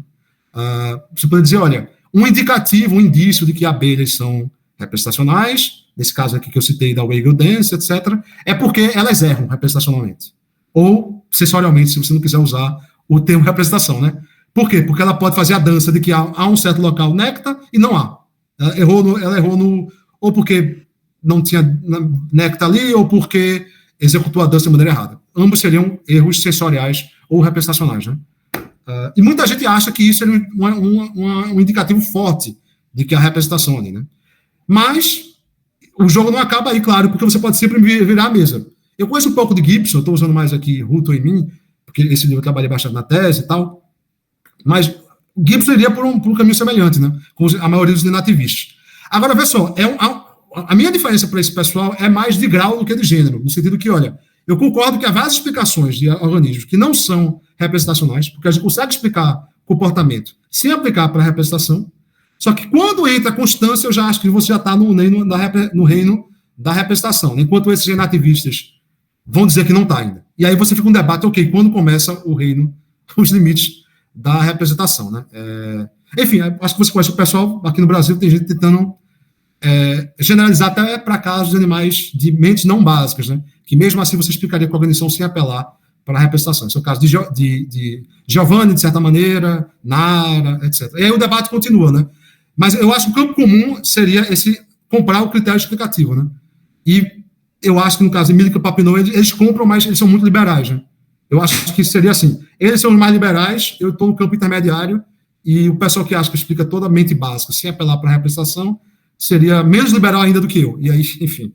E quem quiser explicar até mentes não básicas sem apelar para a representação, aí seriam os menos liberais, né? Mas aí eu também acho completamente inviável, né? Eu não vejo como explicar a cognição humana sem representação. Enfim, aí é outro debate. Obrigado, tá, Bárbara? Vamos manter contato. Tchau, tchau. Obrigada a você. Agora, passo a palavra para o Valdir. Oi, Valdir. Opa, boa tarde. Bom, pessoal, alguns já me conhecem, né? Mas para quem não me conhece, eu sou professor da Universidade Federal de Pernambuco, né, sou neurofisiologista e etólogo.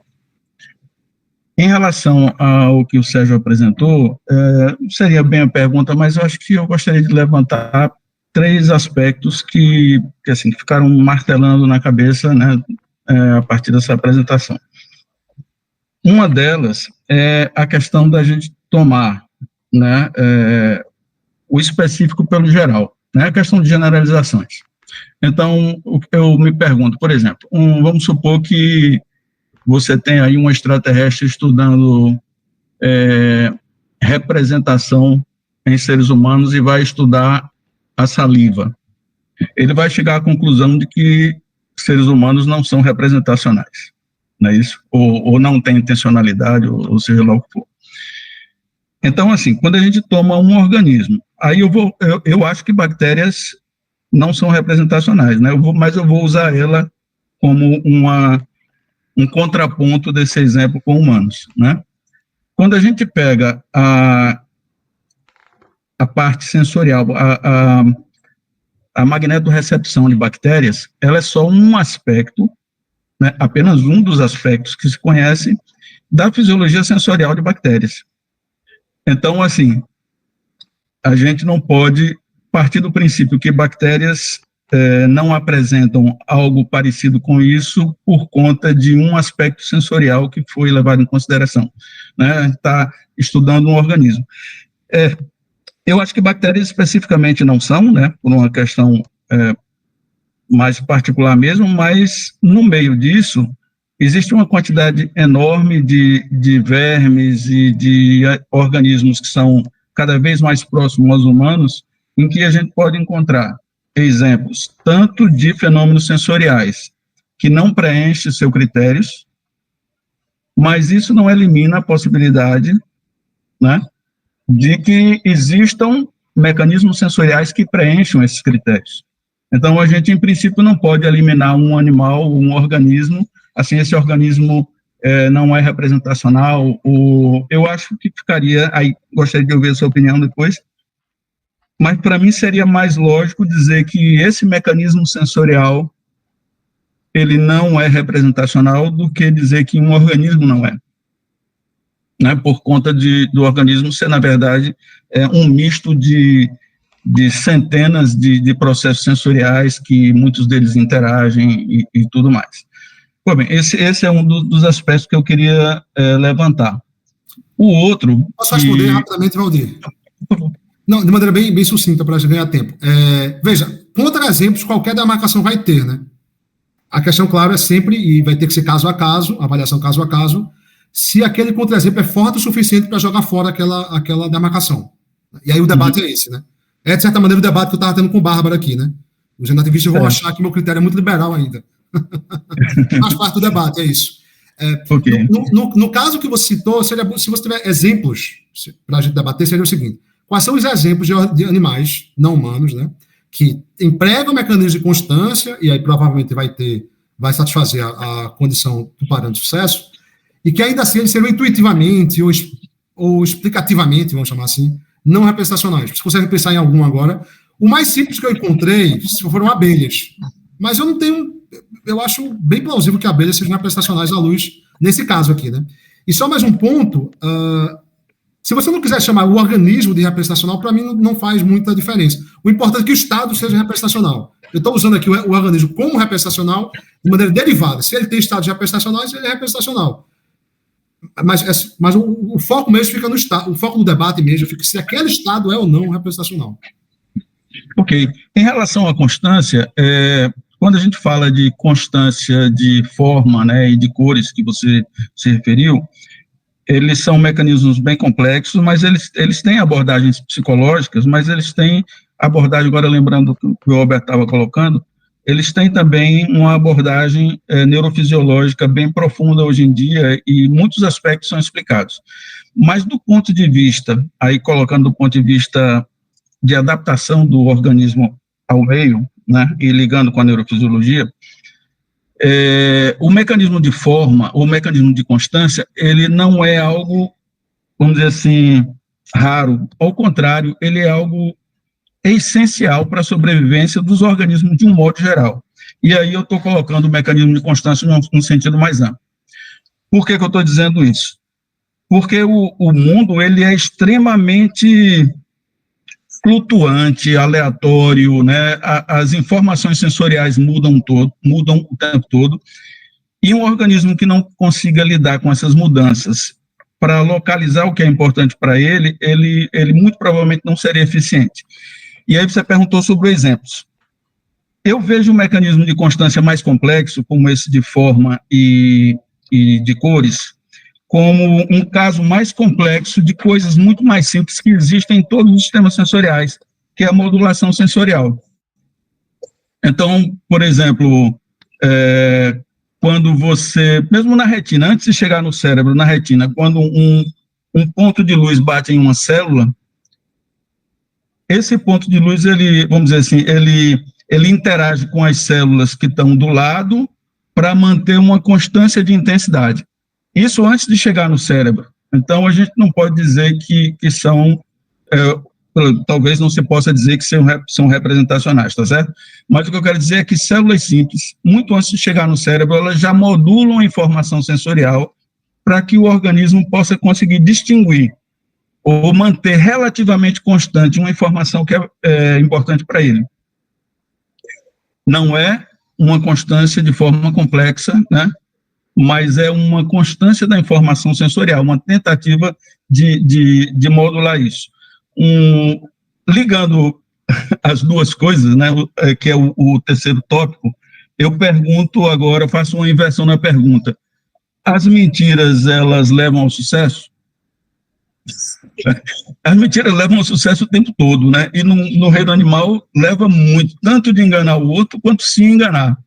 Então, nessa história de se enganar, e ligando com a modulação sensorial, por exemplo, se você tiver num jogo, um jogo de futebol, alguma coisa assim, e levar uma pancada, você se fere, né?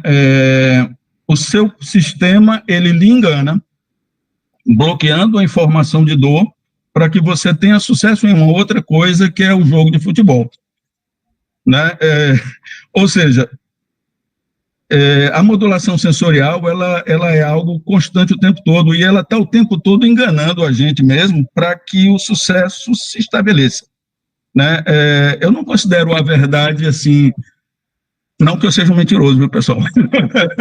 Mas eu não considero a verdade como um sinônimo de sucesso, não.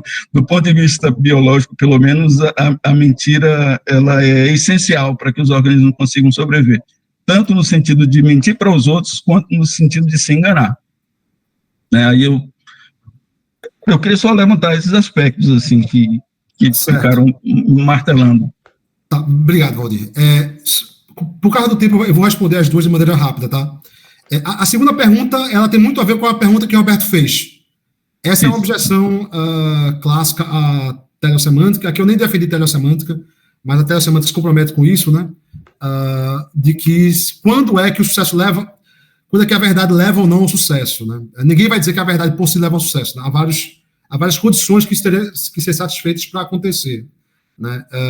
O exemplo mais clássico, que eu não vou responder aqui, mas o exemplo mais clássico para a teleossemântica é o seguinte: você pode ter organismos que falsamente representam algo no ambiente, tem um comportamento de fuga, e mesmo assim você tem uma certa aptidão biológica, mesmo perdendo energia, se não tiver um predador lá, por exemplo, devido a um alarme falso.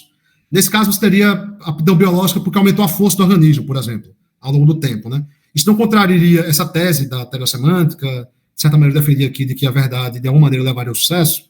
Tem um debate longo sobre isso, por isso que eu não tenho como responder aqui, mas é uma objeção clássica, assim, tá? Quando eu for mandar para Roberto o artigo que eu trabalho exatamente esse ponto, eu te mando e a gente conversa quando a gente for se reunir mais tarde essa semana, beleza? Mas é uma objeção clássica, muita gente acha que derruba a teleossemântica, outros acham que não, faz parte do debate, tá? O segundo ponto, com relação à constância, é o seguinte: sim, a constância é widespread, ela é espalhada na natureza. Mas note o seguinte: não basta ter constância para ser representacional. Por quê? Porque aqui eu não estou apelando apenas para a constância. A condição mais importante é que tem que ter o comportamento, é a condição do padrão de sucesso, né? Tem que ter o comportamento, esse comportamento tem que ter algum propósito biológico, e não apenas isso, porque senão a representação também seria muito liberal, se fosse só esses dois, né? Tem que ter um terceiro, que é usar aquele estado interno para rastrear uma determinada condição externa. Saliva nunca faz isso, por exemplo. Hormônios, vasopressin, acho que é o nome em inglês, por exemplo, que eu discuto nesse artigo, ele também não faz isso. Muita coisa não faz isso. Assim como você também vai ter organismos que empregam constância, mas que não satisfazem essa primeira condição. Então, fica bem mais restrito por isso, né? Agora, claro, como eu te disse na outra resposta, se vai abrir contra-exemplos, claro, a graça do jogo é pegar esses contra-exemplos que satisfariam ambas as condições, aí você teria que estudar caso a caso, e aí ver se você tem, se eles são suficientemente robustos para jogar fora o critério, né? E aí isso faz parte do debate, né? Mas é por aí, beleza? Obrigado, Valdir. Mais tarde conversa. Obrigado. Sérgio, eu vou te pedir para responder de forma bem rápida, por conta do tempo. Certo. Se sobrar, no final do evento, a gente pode continuar o debate, tá? O Anderson colocou no chat aqui uma pergunta. O Nematode C. elegans teria, então, estados representacionais, tendo em conta seu comportamento em relação ao gradiente químico no ambiente? Ou isso é uma visão liberal? Um bolor limoso parece não ter o mesmo tipo de resposta comportamental aos estímulos do ambiente. Teria ele uma representação básica, mesmo desprovido de sistema nervoso? Outro ponto, se sistemas sensoriais são acompanhados de representação ou não, pode um animal simples ter dor sem representação? Parece ser várias perguntas e perguntas complexas, né? Então, eu não... Anderson, muito obrigado pela resposta, obrigado pela atenção à palestra. A apresentação, eu teria que ver esses exemplos exatamente, é o tipo de contra-exemplo que eu estava pedindo para Valdir, né? Do Nematoid elegans, né? E do bolor limoso. Bolor limoso, né? Eu teria que olhar a literatura empírica especificamente quanto a esses. No caso do bolor limoso, você diz não tem o mesmo tipo de resposta comportamental aos estímulos do ambiente, teria ali uma repressão básica, mesmo desprovido do sistema nervoso. Veja, eu usei aqui exemplo de abelhas, e abelhas têm neurônios, né? Células, enfim. No caso do bolor limoso, eu não conheço o caso específico, também teria que olhar. Mas, por uma questão de honestidade intelectual, talvez você possa ter um organismo complexo suficiente que satisfaz os dois critérios que eu defendi aqui e que não tem sistema nervoso. Eu acho improvável, mas é possível. Eu não vou me comprometer com essa tese aqui, claro, né? Mas eu teria que olhar especificamente esses casos. Obrigado pelos contra-exemplos. Se você tiver artigos relevantes sobre isso, estudos empíricos, etc., me manda. Acho que você tem meu contato, né? Você está no grupo. E aí a gente conversa, tá? E último ponto aqui, se estados sensoriais básicos são acompanhados de representações ou não, pode um animal simples ter dor sem representação? Olha, há um debate gigantesco se você pode ter dor sem representação. Isso tem uma literatura gigantesca. A minha posição é que você poderia. Mas o pessoal diz o seguinte, mais ou menos, não precisa nem para esse caso tão básico. Se eu tenho uma dor no joelho, assim, será que é só uma sensação sem dor? Eu acho que pode ser, né? Seria uma dor sem representação, né? É possível, assim, não vou me comprometer com isso, porque eu quero me comprometer com muita coisa aqui já. Já me comprometi muito, né, sobre os limites da intencionalidade. Mas tem um pessoal que vai dizer que no caso da dor no joelho nada representa. Enquanto outros vão dizer, não, ali representa que algo acontece naquela região do meu corpo. Aí tem um debate aí, que como sempre vai levar o debate do que é uma representação, né? A gente sempre, no debate sobre intencionalidade, todos os problemas que existem, a gente fica dando voltas sobre o que é representação, né? Obrigado, Anderson, a gente conversa depois, tá? Vou dar uma olhada. Pergunta também do Breno, ele está perguntando se existem organismos que só possuem estados que não são representacionais. Olha, sim, na minha posição, por exemplo, bactéria não teria estados representacionais, né? E nem estados mentais, porque eu não considero bactéria uma criatura com mente. Mas talvez a sua pergunta seja o seguinte, será que haveria criaturas com mente sem representação? Seria isso, né? Isso. Olha, eu acho até que Marco Aurélio vai usar um exemplo hoje de experimento mental com relação a isso. Se ele não usar, mas seria de todo modo, que seria chamado cérebro cósmico, é um experimento mental desenvolvido por Papno, seria um estado estado mental com consciência e sem representação, no experimento mental dele. Só que isso é hipotético, né? No caso do nosso mundo atual aqui mesmo, né? Não do estado de pensamento, no experimento de pensamento, teria que ser um exemplo de que todo mundo aceita que tem representação, só que não tem, todo mundo aceita que tem mente, mas não tem representação. O problema é que a teoria mais influente do que é que separa o mental do não mental vai dizer, atualmente, vai dizer que seria a representação. Muita gente discorda, né? Roberto discorda, por exemplo, aqui. Mas essa ainda é a mais influente. Então, o que aconteceria seria o seguinte, você vai usar esse exemplo, o cara vai dizer, não tem representação, então não é mental. Ou então, se o cara não cumpre esse critério, que é o critério de Brentano, ele vai dizer, não, é claro que tem estados mentais que não são representacionais. O cara vai usar o exemplo da dor, por exemplo, ou estados perceptivos, ou a que vai dizer que moods não teriam representação. Aí, de novo, volta para o que é representação. É isso. Obrigado, tá? Sim, nós temos a pergunta da Euclice, que ela quer a sua definição de mente, né? Como é que está utilizando o termo. Oi, Euclícia, obrigado aí por estar por aqui, tudo bom? Pois é, aí você vem com uma pergunta super simples, né? O que é a mente? Olha, não, eu não me comprometi com isso hoje, Euclícia. Tudo bom. Mas veja, bem, essa é a pergunta da filosofia da mente, né? Seja da mente animal ou da mente não animal. Animal não humana, né? Ou animal humana. Geralmente o que acontece no debate é você introduzir mente através de vários exemplos. Emoções são mente, crenças, desejos, percepção, todo mundo concorda que é mente, acho, né? Etc, etc. E a partir daí você desenvolve um critério. Só que qualquer critério que você vier do que é mente, vai ter contra-exemplo. Assim como qualquer critério do que é os limites da representação que eu fiz hoje, né? Então, a existência de contra-exemplo, para mim, ela não é o fim do debate, né? Eu acho, na verdade, quando começa. Porque uma limitação, uma delimitação, uma demarcação do que é mente e que não é mente, ela vai ser boa se ela for resistente aos contra-exemplos. Ou seja, aquele contra-exemplo não é tão robusto, etc. E ela vai ser ruim se é muito fácil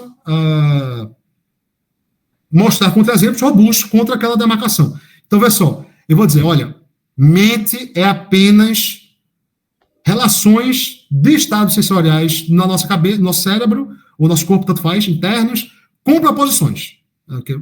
Ou seja, eu estaria restringindo mente, ao que a gente chama em filosofia de atitudes proposicionais, né? Esse é um critério muito ruim do que é mente, porque só incluiria o quê? Crenças, desejos e por aí vai, esperanças, enfim. E ainda assim você teria que aceitar a existência de proposições, né? Não é o meu caso, né? Eu tenho dificuldades com entidades abstratas, né? Como o Guido, né? Mas, bem, por que esse é um exemplo ruim? Porque parece que há vários casos de mentes, eu posso citar muitos exemplos aqui, que não envolvem essa relação com proposição, ainda que existam proposições, como entidades abstratas, fora do espaço e tempo e tal. Então, esse é um critério que eu acabei de inventar aqui, que ninguém compra, entendeu? Porque é muito ruim. E aí você tem outros critérios, por exemplo, vai ter gente que vai dizer que envolve representação. Bud vai dizer que o que é mente, o limite do que é mente, é o que envolve percepção. Percepção seriam mentes básicas. O limite de mentes básicas, de não mentes, né? Ou você pode dizer que é o que tem qualia, ou propriedades fenomênicas, etc. E aí, você fica trabalhando com esses critérios que são mais viáveis, né? Mas sempre você não vai ter, pelo menos até hoje, um critério que seja unânime, né? Porque, em última instância, ninguém sabe o que é mente. É isso.